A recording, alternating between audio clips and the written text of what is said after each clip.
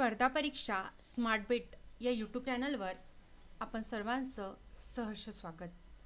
आज आपण बालमानसशास्त्र या विषयातील बालकाच्या विकासातील अवस्था आणि त्यांची वैशिष्ट्ये या घटकावरील काही महत्त्वपूर्ण प्रश्न अभ्यासणार आहोत. तर चला सुरुवात करूया आजच्या प्रश्नांना. आजचा पहिला प्रश्न आहे, बालकाच्या विकासातील नवजात अवस्थेचा कालखंड कोणता? पर्याय पहिला जन्म ते 10 दिवस, पर्याय दुसरा जन्म ते 15 दिवस, पर्याय तिसरा जन्म ते 25 दिवस, पर्याय चौथा जन्म ते 30 दिवस. या प्रश्नाचं उत्तर आहे जन्म ते 15 दिवस, म्हणजेच पर्याय दुसरा. जन्म ते 15 दिवस हा बालकाच्या विकासातील नवजात अवस्थेचा कालखंड असतो. त्यानंतरचा प्रश्न बघूया. बालकाच्या विकासातील अभ्रका अवस्थेचा कालखंड कोणता? पर्याय पहिला 15 दिवस ते 18 महिने, पर्याय दुसरा 21 दिवस ते 12 महिने, पर्याय तिसरा 10 दिवस ते 3 आठवडे, पर्याय चौथा 2 महिने ते 10 महिने. योग्य उत्तर आहे 15 दिवस ते 18 महिने, म्हणजेच पर्याय पहिला हे या प्रश्नाचे उत्तर आहे. अभ्रका अवस्था ही 15 दिवस ते 18 महिने या दरम्यान असते. नंतरचा प्रश्न, बालकाच्या विकासातील शैशवावस्थेचा कालखंड कोणता? हा प्रश्न वारंवार परीक्षेमध्ये विचारला गेलेला आहे, त्यामुळे हा प्रश्न महत्त्वपूर्ण ठरतो. पर्याय पहिला आहे 14 महिने ते 1 वर्ष, पर्याय दुसरा आहे 1 वर्ष ते 2 वर्ष, पर्याय तिसरा 18 महिने ते 24 महिने, पर्याय चौथा 6 महिने ते 12 महिने. या प्रश्नाचं उत्तर आहे 18 महिने ते 24 महिने, म्हणजेच पर्याय तिसरा हे या प्रश्नाचे उत्तर आहे. शैशवावस्था ही 18 महिने म्हणजेच जवळजवळ 1.5 वर्षाचं बालक झाल्यानंतर 2 वर्षापर्यंत शैशवावस्था असते. त्यानंतरचा प्रश्न बघूया. बालकाच्या विकासातील नवजात अवस्थेचे वैशिष्ट्ये कोणते? पर्याय पहिला आहे बालकाला करावे लागणारे समायोजन आणि असाह्यता, पर्याय दुसरा स्वतंत्रतेकडे वाटचाल सुरू होते, पर्याय तिसरा चालणे, बोलणे आणि इतर कौशल्य आत्मसात केली जाते. या प्रश्नाचं योग्य उत्तर आहे बालकाला करावे लागणारे समायोजन आणि असाह्यता हे या प्रश्नाचे उत्तर आहे, म्हणजेच पर्याय पहिला हे या अवस्थेचे वैशिष्ट्य आहे. नंतरचा प्रश्न, बालकाच्या विकासातील बाल्यावस्थेचा कालखंड कोणता? हाही प्रश्न TET टेट परीक्षेमध्ये पुन्हा पुन्हा विचारला गेलेला आहे, त्यामुळे हाही प्रश्न महत्त्वपूर्ण ठरतो.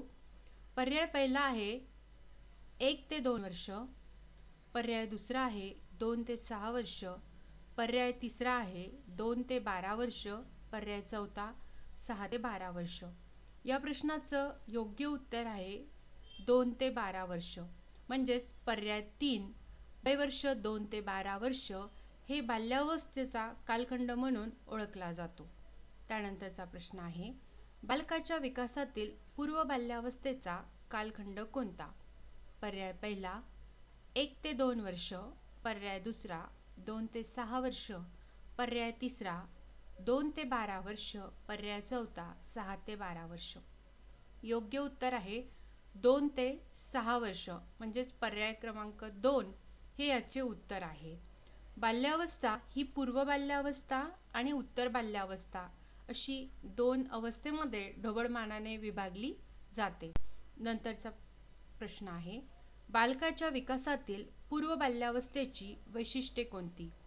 पर्याय पहिला बालक क्रियाशील असते, पर्याय दुसरा जिज्ञासू व शोधवृत्ती दर्शवणारे वर्तन असते, पर्याय तिसरा हा पूर्वशालेय अवस्थेचा काळ असतो, पर्याय चौथा या अवस्थेनंतर बालक औपचारिक शाळेत जाण्यास तयार होते. या प्रश्नाचे उत्तर आहे वरील सर्व पर्याय ही बाल्यावस्थेची वैशिष्ट्ये आहे, म्हणजे वरील सर्व पर्याय योग्य आहेत हे या प्रश्नाचे उत्तर आहे. नंतरचा प्रश्न, बालकाच्या विकासातील उत्तर बाल्यावस्थेचा कालखंड कोणता? पर्याय पहिला 1 ते 2 वर्ष, पर्याय दुसरा 2 ते 6 वर्ष, पर्याय तिसरा 6 ते 12 वर्ष, पर्याय चौथा 6 ते 12 वर्ष. योग्य उत्तर आहे 6 ते 12 वर्ष, म्हणजेच पर्याय क्रमांक 3 हे याचे योग्य उत्तर आहे. त्यानंतरचा प्रश्न आहे, बालकाच्या विकासातील उत्तर बाल्यावस्थेची वैशिष्ट्ये कोणती? पर्याय पहिला शारीरिक विकास धीम्या गतीने पण स्थिर असतो, पर्याय दुसरा सामाजिकीकरणाचे नियम पाळणे, पर्याय तिसरा शालेय कौशल्य आत्मसात करणे, पर्याय चौथा शालेय अवस्थेतील भाषा, वाचन, लेखन आणि अंकगणित शिकणे. तर या पर्यायापैकी योग्य उत्तर आहे वरील सर्व पर्याय योग्य आहेत हे याचे योग्य उत्तर आहे, कारण वरील सर्व पर्याय ही उत्तर बाल्यावस्थेची वैशिष्ट्ये आहे. यानंतरचा प्रश्न, बालकाच्या विकासातील बाल्यावस्था आणि प्रौढावस्था यामधील अवस्था कोणती? पर्याय पहिला तारुण्यावस्था, पर्याय दुसरा प्रौढावस्था, पर्याय तिसरा किशोरावस्था ज्याला कुमारावस्था म्हटलं जाते, पर्याय चौथा नवजात अवस्था. वरील 4 पर्यायापैकी योग्य उत्तर आहे किशोरावस्था, म्हणजे पर्याय क्रमांक 3 हे या प्रश्नाचे उत्तर आहे. मित्रांनो, बाल्यावस्था आणि प्रौढावस्था यामधील दुवा म्हणजेच किशोरावस्था असा सुद्धा प्रश्न परीक्षेमध्ये विचारला गेलेला आहे, त्यामुळे हा प्रश्न महत्त्वपूर्ण ठरतो. कुमारावस्थेला वादळी अवस्थेचा काळ असं सुद्धा म्हटलं जातं. यानंतरचा प्रश्न आहे, बालकाच्या विकासातील किशोरावस्थेचा म्हणजेच कुमारावस्थेचा कालखंड कोणता?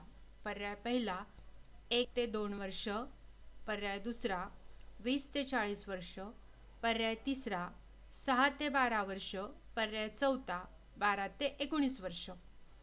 याचे योग्य उत्तर आहे 12 ते 19 वर्ष, म्हणजेच पर्याय क्रमांक 4 हे या प्रश्नाचे योग्य उत्तर आहे.